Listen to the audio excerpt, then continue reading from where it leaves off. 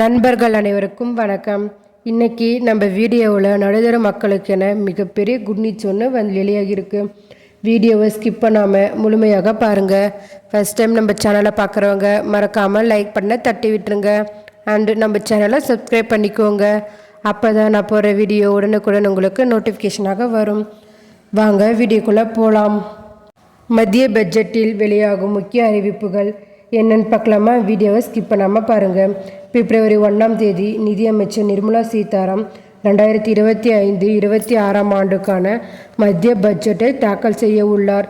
இந்த பட்ஜெட்டில் சம்பளம் வாங்கும் உறுப்பினருக்கு ஒரு நற்செய்தி வெளியாகலாம் எனவும் எதிர்பார்க்கப்படுகின்றது. அதிகரித்து வரும் பணவீக்கத்திற்கு மத்திய நடுத்தர வர்க்க வரி செலுத்துவோருக்கு நிவாரணம் வழங்க அரசாங்கம் குறிப்பிடத்தக்கது வருமான வரி அடுக்குகளிலும் எதிர்பார்க்கப்படுகிறது. பரிசீலனையில் உள்ள முக்கிய திட்டங்களில் ஒன்று வருமான வரி அடுக்குகளின் அதிகரிப்பு ஆகும். இந்த நடவடிக்கை சிறு மற்றும் நடுத்தர வருமான வரி செலுத்துவோரின் மீதான வரிச்சுமையை குறைக்கும் எனவும் எதிர்பார்க்கப்பட்டு வருகிறது. இது சமூகத்தின் இந்த பிரிவினருக்கு நிதி அழுத்தத்தை குறைத்தல் மற்றும் செலவழிக்கக்கூடிய வருமானத்தை அதிகரிப்பதற்கு வழிவகுக்கும் என்று குறிப்பிடப்படுகிறது. தரவிலை விலக்கு வரி அடுக்குகளை திருத்துவதோடு மட்டுமல்லாமல் நிலையான விலக்கை அதிகரிக்கவும் அரசாங்கம் திட்டமிட்டுள்ள கூறப்படுகிறது. இந்த நடவடிக்கை அதிகரித்து வரும் வாழ்க்கை செலவை நிவர்த்தி செய்வதையும் வரி செலுத்துவோருக்கு அவர்களின் வரி விதிக்கக்கூடிய வருமானத்திற்கும் எதிரான அதிக விலக்கை அளிப்பதையும் இறுதியில் ஒட்டுமொத்த வரி பொறுப்பை குறைப்பதையும் நோக்கமாக கொண்டுள்ளது. மத்திய பட்ஜெட் 2024 வரி வரம்பு 2024 மத்திய பட்ஜெட்டில் அறிவிக்கப்பட்ட திருத்தப்பட்ட வரி விதிப்பின் கீழ் 3 லட்சம் வரையிலான வருமான வரி விலக்குகள் அளிக்கப்படுகின்றன.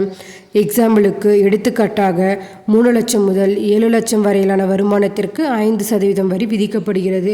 அதே நேரத்தில் 15 லட்சத்துக்கு மேல் வருமானம் 30% வரி எனவும் விதிக்கப்பட்டு வருகிறது.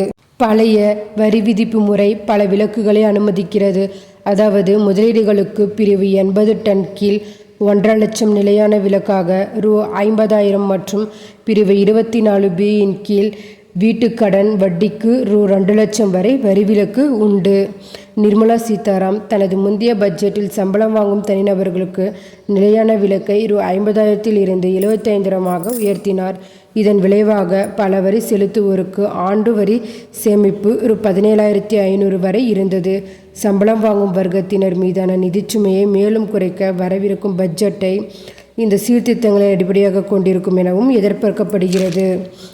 சுமார் 72% வரி செலுத்துவோருக்கு புதிய வரி முறையை தேர்வு செய்துள்ள நிலையில் இந்த மாற்றத்திற்கான வரி இணக்கத்தை எளிதாக்குவதற்கும் அதிக பங்களிப்பை வளர்ப்பதற்கும் இடையில் சமநிலை ஏற்படுத்துவதையும் நோக்கமாக கொண்டுள்ளன. வரி செலுத்துவோருக்கு இந்த சீர்திருத்தங்களை ஆவலுடன் எதிர்பார்த்து கொண்டிருப்பதால் இப்பொழுது அனைவரின் கவனமும் மத்திய பட்ஜெட் மீது உள்ளது. இந்த தகவல் மிகவும் பயனுள்ளதாக இருக்கும். மேலும் இதுபோல கவர்மெண்ட் அறிவிப்புகள் அனைத்து உண்மை அறிவிப்புகளும் உடனுக்குடன் தெரிந்து கொள்ள நம்ம சேனலை சப்ஸ்கிரைப் பண்ணிக்கோங்க. அன்று நிறைய பேருக்கு ஷேர் பண்ணுங்கள். தேங்க்யூ.